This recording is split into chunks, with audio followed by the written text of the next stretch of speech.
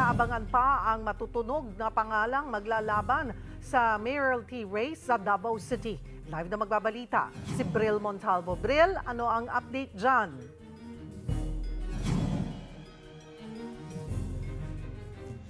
Cheryl, andito tayo ngayon sa tanggapan ng COMELEC Davao para sa pagsisimula ng paghahain ng Certificate of Candidacy o COC para sa mga lalahok sa 2025 midterm elections. Mag-alas 8 kaninang umaga nang magbukas ang COMELEC para sa maghahain ng kani-kanilang COC. At una na ngang naghain ng COC ay ang isang propesor sa kolehiyo na si Ramil Fernando Brucal para konsehal sa ikatlong distrito ng lungsod.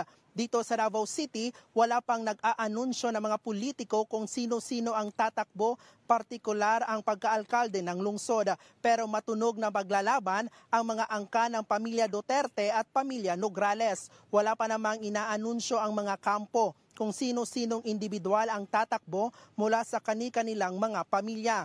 Pinapanawagan din ngayon ng mga taga-suporta ni Christ the Healer founder Bishop Rod Cubos na tumakbo siya bilang mayor ng Davao City. Noong Sabado, nagkaroon pa sila ng prayer rally para himuki na si Bishop Cubos. Pero wala pang tugon dito si Bishop Cubos. Cheryl, sa ngayon ay bantay sarado pa rin ng otoridad ang loob at labas ng COMELEC compound para sa seguridad ng mga maghahain ng kani-kanilang Certificate of Candidacy. Cheryl, sa mga oras na ito ay wala pang mga kilalang politiko ang naghain ng COC. Nakatakda namang magsasara ang tanggapan ng COMELEC mamayang alas 5 ng hapon. Yan muna ang latest mula dito sa Davao City. Balik sa iyo, Cheryl. So, Bril, wala tayong aasahan today na kilalang politiko na pupunta? Or may nababalitaan ba kayo na hahabol bago magsara ang COMELEC today?